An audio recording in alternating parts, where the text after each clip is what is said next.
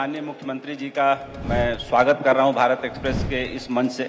मुख्यमंत्री जी से एक भावुक रिश्ता मेरा ये भी है कि लखनऊ यूनिवर्सिटी में आप मेरे सीनियर रहे हैं। हमारी यूनिवर्सिटी के जो राष्ट्रपति, उपराष्ट्रपति और इन पदों तक पहुंचे हैं, उनमें से एक नाम जगमगाता हुआ तारा, जगमगाता हुआ सूरज आज पुष्कर सिंह धामी जी भी हैं, जिनके कारण लखनऊ यूनिवर्सिटी का नाम आगे आता है, या इनका जहां नाम आता है वहां लखनऊ यूनिवर्सिटी का नाम आता है। तो इसके लिए भी मैं हमेशा जब सोचता हूं तो एक अलग लगाव महसूस करता हूं। हम एक ही एलुमनाई के हैं, इनके छोटे भाई भी। अब उत्तराखंड की बात हो रही है, उत्तराखंड की बागडोर आपके हाथों में है। तो इस देवभूमि में आज हमारे बीच मुख्यमंत्री पुष्कर सिंह धामी जी हैं। पहला सवाल सर आपसे ले रहा हूं, यूनिफॉर्म सिविल कोड सबसे ज्यादा चर्चा में है, इसकी चर्चा यूनाइटेड नेशन तक हुई। इस यूनिफॉर्म सिविल कोड का श्रेय आपको जाता है, आपका राज्य है।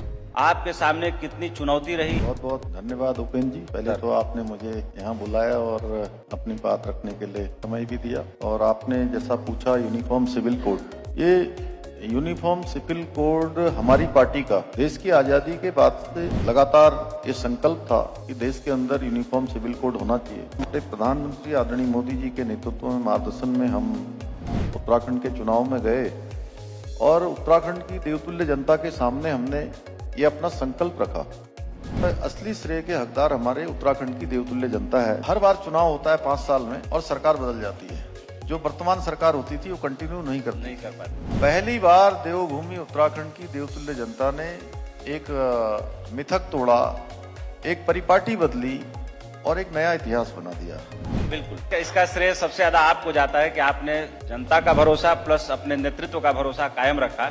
नीम करौली बाबा के दर्शन के लिए लोग करौली तक तो जाते हैं, लेकिन ऊपर एक जागेश्वर धाम बहुत ही प्राचीन मंदिर है, और उस मंदिर के बारे में देश की जनता को, लोगों को बहुत ज्यादा नहीं पता, लेकिन आपकी सरकार जागेश्वर धाम मंदिर के बारे में भी लोगों को बताना चाहती है, क्योंकि ये पौराणिक मंदिर है और बहुत ही प्राचीन मंदिर। वर्ष बड़ी आपदा, 35 दिन की आपदा के बाद भी 45 लाख लोगों ने 4 धामों के दर्शन किए हैं। पिछले साल हमारी यात्रा थोड़ा पहले प्रारंभ हो गई थी तो 56 लाख लोग आए थे। जागेश्वर धाम भी जो है एक हमारा बहुत ही बड़ा धार्मिक स्थल है, बाबा का स्थान है। लोगों की मान्यताएं हैं कि वहां आने से सबके कष्ट दूर हो जाते हैं, बाबा सबकी मनोकामना पूर्ण करते हैं। तो वहाँ उसका सौंदर्यीकरण और उसका नवनिर्माण वहाँ पर हो रहा है। मास्टर प्लान उसका बनाया गया और मैं आदरणीय प्रधानमंत्री जी का धन्यवाद करता हूँ। पिछले वर्ष जागेश्वर धाम की यात्रा करी थी, दर्शन किए थे, उसके बाद वहां आने वाले यात्रियों की संख्या में बेतहाशा वृद्धि हुई है।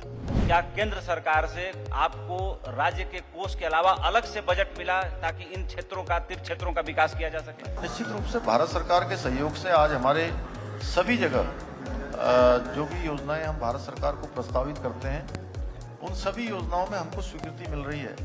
इसीलिए हमारा काम तेजी से चल रहा है।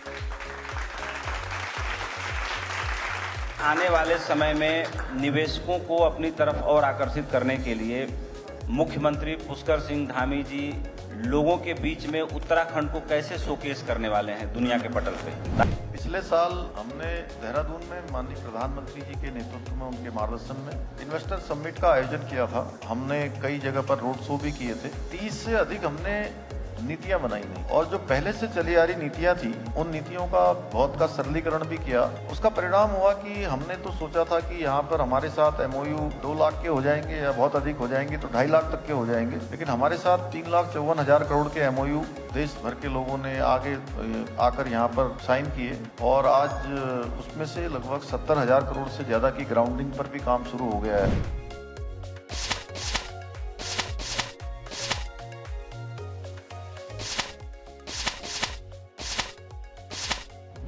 ड्रग के इफेक्ट को कम करने के लिए या इन लोगों पे लगाम कसने के लिए, ताकि बच्चों के सुनहरे भविष्य को बचाया जा सके। दूसरा कि जिस तरीके से जो मिसिंग केसेस हरिद्वार में, देहरादून में, गढ़वाल में और भी जिलों में दर्ज हो रहे हैं, वो नेशनल क्राइम रिकॉर्ड्स ब्यूरो की वेबसाइट पे भी परिलक्षित हो रहे हैं।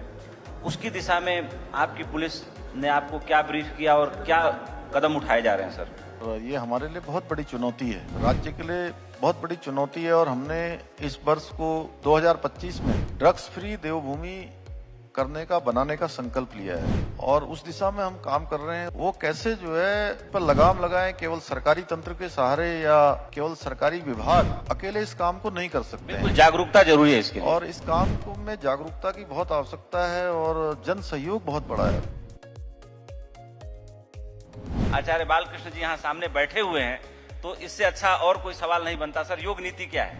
योग नीति की बात हमने इसलिए की है कि कल ही मैं भी, आचार्य बालकृष्ण जी भी, एक यहाँ पर विश्व आयुर्वेद कांग्रेस का महासम्मेलन यहाँ पर हो रहा है, चल रहा है और पूरी दुनिया के 58 से भी अधिक देशों के लोग इसमें प्रतिभाग कर रहे हैं जी। आयुर्वेद का ये सम्मेलन, ये अपने आप में एक बहुत ही हमारे राज्य के लिए भी और बहुत अच्छा है, देशवासियों के लिए और दुनिया वासियों के लिए एक अपने आप में एक बहुत ही जागरूकता के लिहाज से, आयुर्वेद की दृष्टि से बहुत महत्वपूर्ण और साबित सर होने वाला संजीवनी है। बूटी भी तो यही उत्तराखंड से ही हनुमान जी उठा के ले गए थे। मैं वही आपको कहना चाह रहा था, चूंकि आप भी इतने ज्ञानी हैं कि हमारे जो है आप पहले ही बोल देते हैं सब। आपको एक आध्यात्मिक रूप से उसके बारे में तो हमारे महाराज जी ज्यादा बता सकते हैं या आचार्य जी बता सकते हैं, लेकिन मैं भी थोड़ी देर कभी कभी जब भी मुझे समय मिलता है मैं कोशिश करता हूँ थोड़ी देर ध्यान में बैठूं, कुछ थोड़ी देर ध्यान करूं। वो शांति आपके चेहरे पे दिखती भी है, वो ध्यान वाली जो ठहराव, स्थिरता, कामनेस, वो दिखता भी है आप में। 25 साल उत्तराखंड के सर आप कैसे देखते हैं? एक नजर इस पर भी डालना और आपके मुंह से सुनना बड़ा जरूरी हो जाता है। देखिए उपेंद्र जी, ये जो 25 साल हैं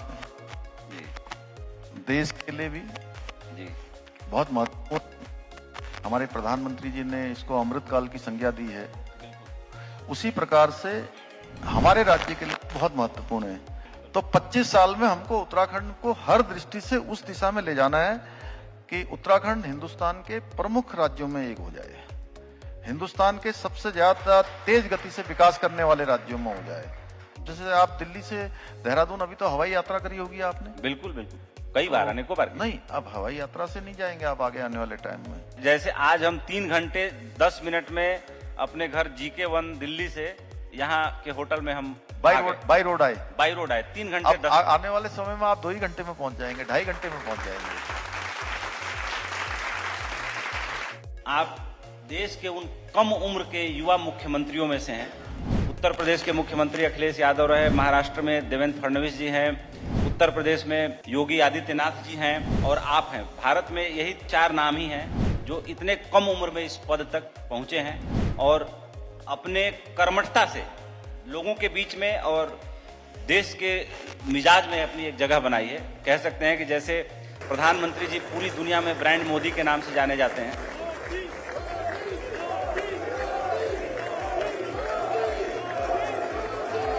तो पुष्कर धामी जी भी आज के डेट में अपने आप में एक ब्रांड बन के उभरे हैं और पूरे भारत में एक स्टार कैंपेनर की तरह आपको भी अब हर जगह बुलाया जाता है, हर जगह पहचाना जा रहा है।